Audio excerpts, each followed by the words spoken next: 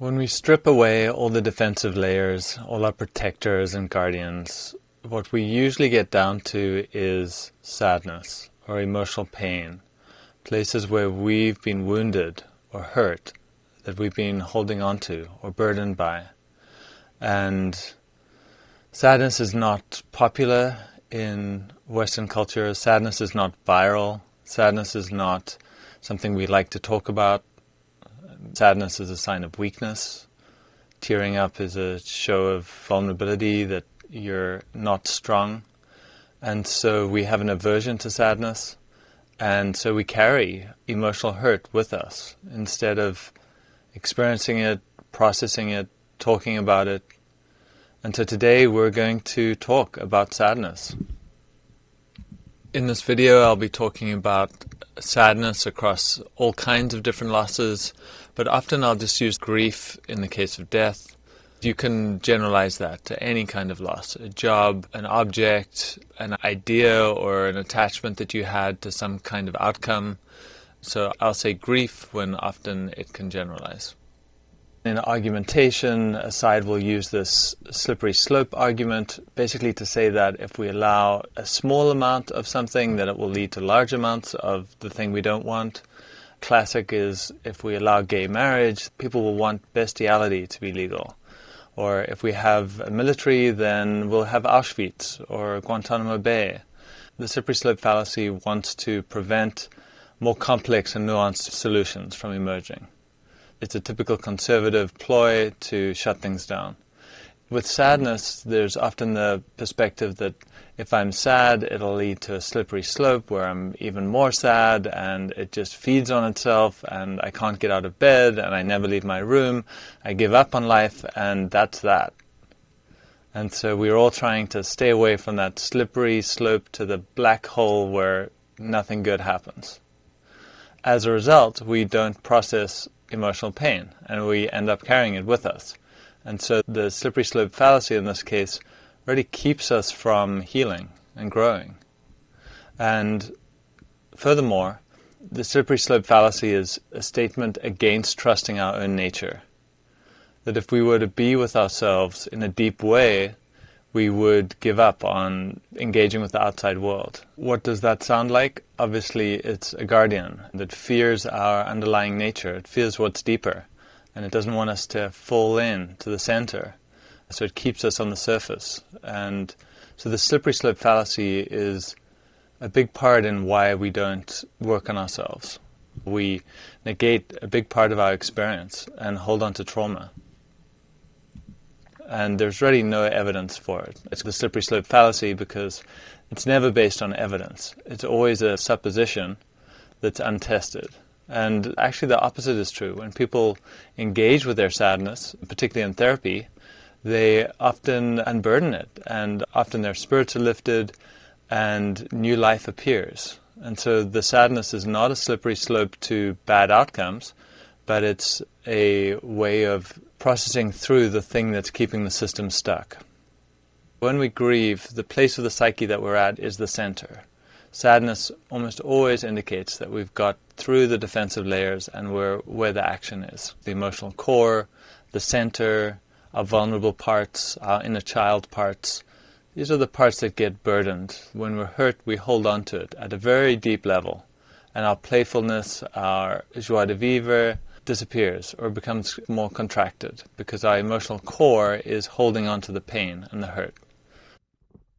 When the core is burdened, guardians block access. So when we've had trauma, our defensive structure becomes stronger and it becomes our identity, and it does not want to admit that the emotional core is even there and that it's holding on to pain, and denies the pain, despises it, ignores it, disowns it, exiles the pain, and the protective layer takes on the full control of the psyche. But if we are able to do work where we can get through the defensive layers and we can get to that underlying pain that we're holding on to, the emotional core, which is compressed and pained on the left, can expand and become more vibrant and dynamic, and it looks more like planet Earth on the right there. It's a healthy, biological, responsive being. and then the guardian layer can become thinner, and less of our identity is attached to the guardian layer because we can act from our core, from our authenticity, so we don't need the guardians as much. The guardians come in as needed. Emotional and physical pain are both processed in the same brain region, the periaqueductal gray, and are very, very similar neurological experiences. And emotional pain has the same function as physical pain, which is to discourage us and deter us from things where our survival value is lowered, or there's some kind of threat, or we experience something that is not desirable in some way. So we have a system that helps us to recognize and adjust to losses, and that is our sadness or grieving system. It's also a system for putting things away that are too big for us to deal with at the time, and then we can take it in and adjust to it at a later point. And so that is why grieving is not an instantaneous thing. It takes time. There's a lot of emotional work that goes into adjusting to a loss. So there's a lot of debate whether animals experience a correlate to human sadness. They certainly do show signs of distress when losing mates or parents. And I'll save you from videos here. I went and watched a whole bunch of YouTube videos. You can really feel the distress that the animals are going through. It felt too triggering to include here.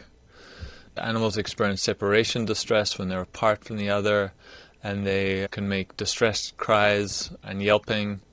And when they've realized that they truly have lost this other animal, then you'll see lethargy and tiredness, or staying with the deceased animal, or wandering aimlessly and searching and looking confused, loss of appetite and changes in appetite, changes in sleep, such as more napping or changing the sleep location, and changing bonding behaviors, more clingy, more isolated, more aggression.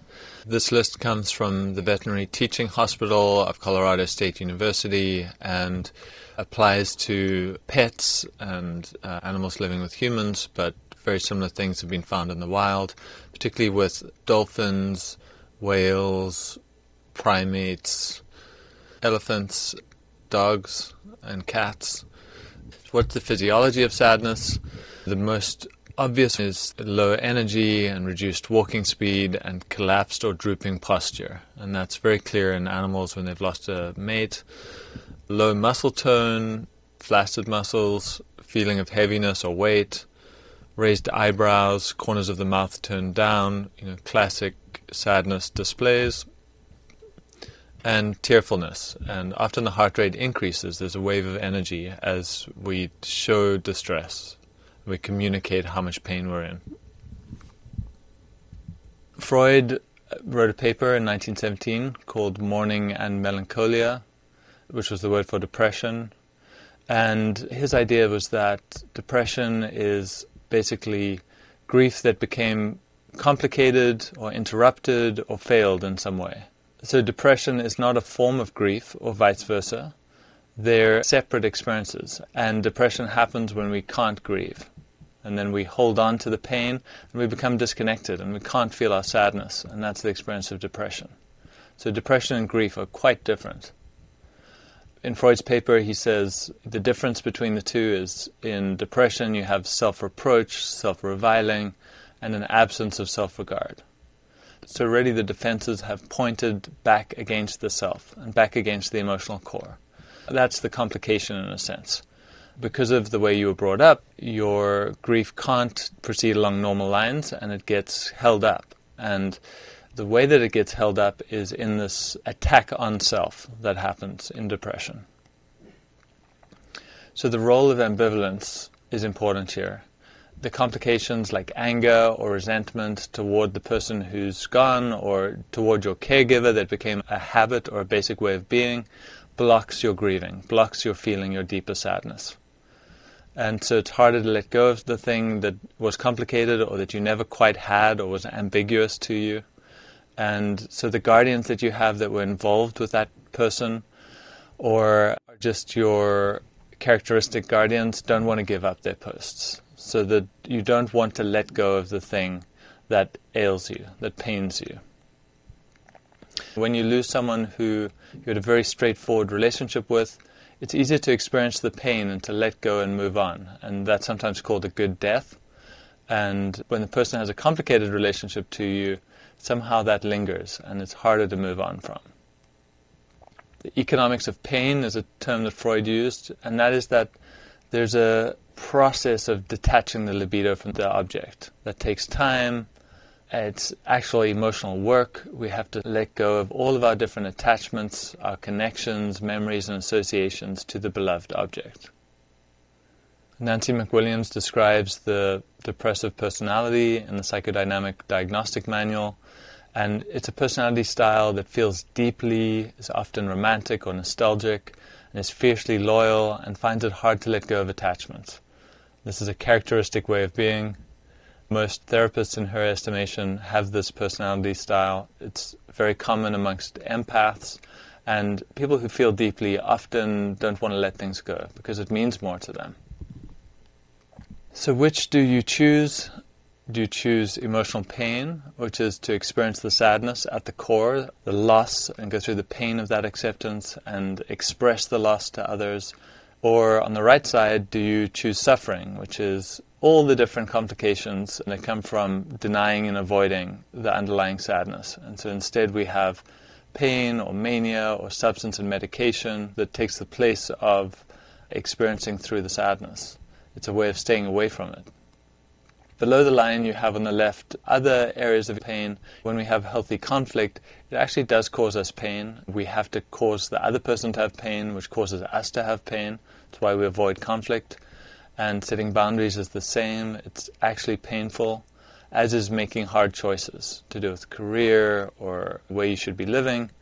But if we don't experience that pain, we end up with unhealthy relationships and the patterns of avoidance that go with that, and unsupportive environments, and being in the wrong job, being in a place where your authenticity can't express. And so on the left is accepting your pain in the here and now, and on the right is avoiding your pain and suffering. To bring back this chart, the top is suffering. We don't feel the experience of loss, of emotional pain, until somehow the system keeps it in play. And it affects us in other ways. It leaks out, and it comes back in other places. And below, if we feel the pain, there's a wave of feeling. It's already painful, but then we're free of it. William Worden wrote a book called Grief Counseling and Grief Therapy, and this replaced Kubler-Ross's 5 stages of grief. And the idea is it's a more active way of grieving, that there are actual things to do. Kubler-Ross's ideas were a little bit more passive, something that happens to you. And so Worden's 4 stages are accepting the reality of the loss. So that first one is really major, acknowledging that the thing has happened on a very deep level. Often we think we've accepted it, but we still haven't. And we behave in ways that act like the person is still there. Process the pain of grief. So this is the economics that Freud talked about.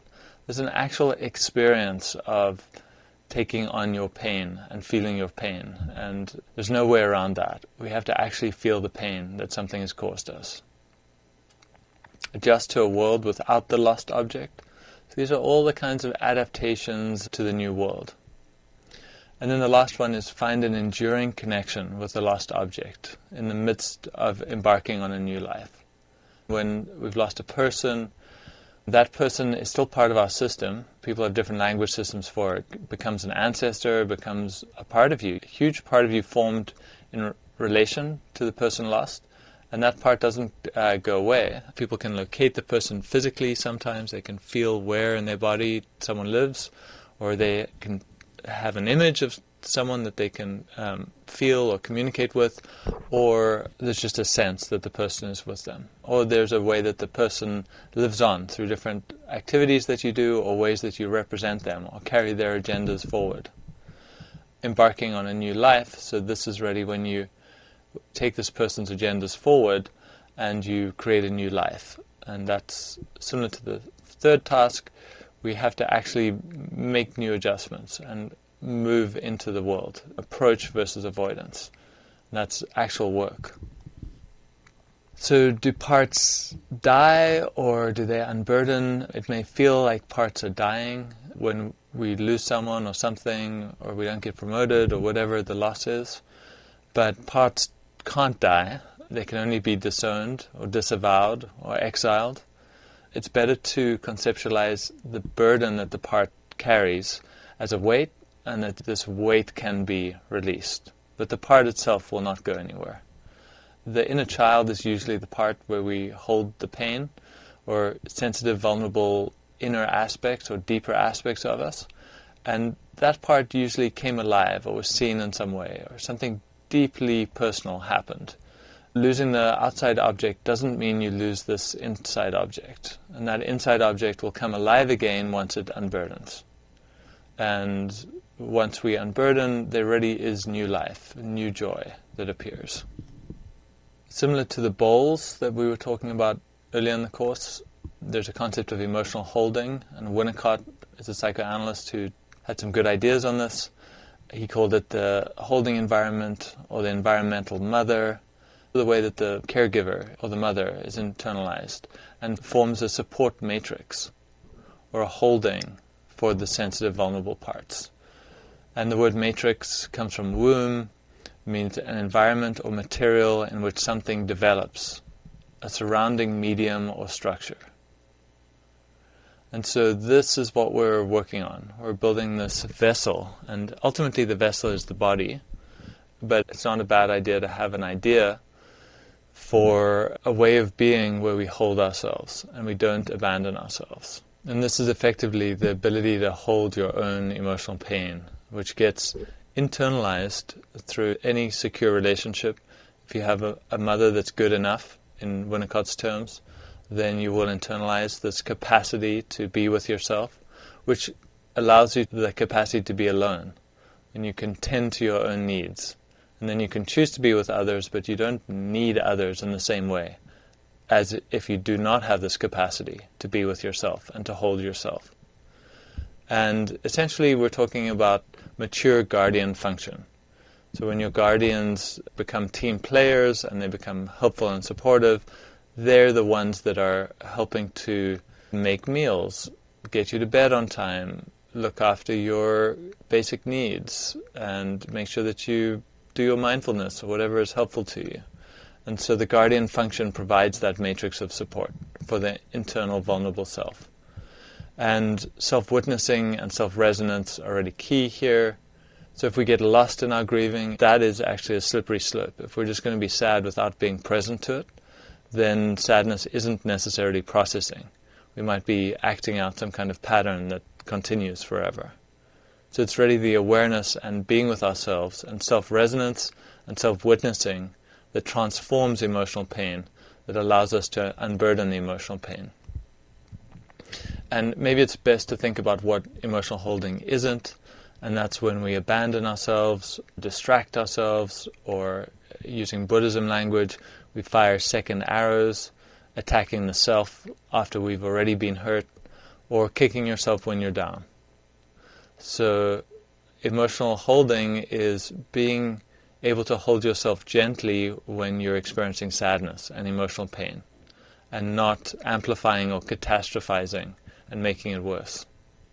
Working with sadness, journaling is a good place to surface how you're really feeling about what's happened, taking in what's happened, really writing from the place of sadness, or if your tears could speak, what would they say? Speaking through events and the effect on you with an empathic friend or a therapist can be extremely helpful rather than bottling it up or keeping it to yourself. And then as the sadness comes up, staying with the experience of the sadness and staying with the wave of feeling that happens and really staying present to it. And you can keep asking, what happens next? What happens to the sadness? Where in my body is this expressing? What else is wanting to happen? Where is this going? We can follow through and complete the emotion. And you can allow any spreading or diffusing or movement of energy or movement of the body even, different ways that this emotion passes through the nervous system. It is emotional labor, and you will be tired after being sad, and always be gentle, don't fire second arrows, and get lots of rest. Your body needs to rest, and that is a feature of depression and sadness that is adaptive. Often we do need to recover in some way. Our physiology is burned out or exhausted, and we do need to rest, and that's a big part of recovering from sadness and grief. How does grief end? People talk about closure a lot, and some people act like they're over it very quickly, and somehow people around them don't believe it, and those are the people that tend to get stuck. They don't get into a new relationship, they don't move or get a new job, their life just somehow halts. And so it's not a bad idea to keep your grief open, to stay in touch with it, rather than declaring victory, which is an emotional bypass in most cases. Diminishing waves is the way to think about grief. So it comes in waves, particularly around certain events, anniversaries, times you remember the person, things connected to the person, and not thinking of closure, thinking of these waves as ongoing, and slowly they start to fade and lose their charge a bit. But over time, you actually start to savor them more as part of your connection to that person. And so it's not necessarily a bad thing when you're feeling the emotional pain associated with losing that person.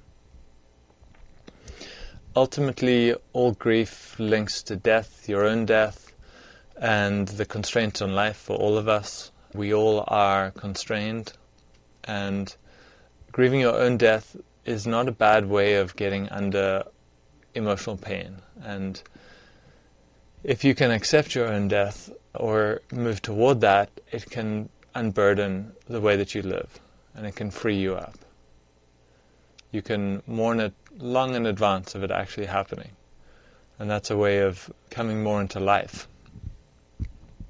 Now, to quote King Solomon said, "Sorrow is better than laughter, for sadness has a refining influence on us." And you might think of people who never experience sadness, somehow they're superficial, something lacks. There's not a depth to those people. And so sadness is part of our experience. If we deny it or we don't own it, then we're less full, less deep. Sadness is an important aspect of humanity. Be full of sorrow that you may become full of joy. Weep that you may break into laughter. What hurts you blesses you. Darkness is your candle. By Rumi.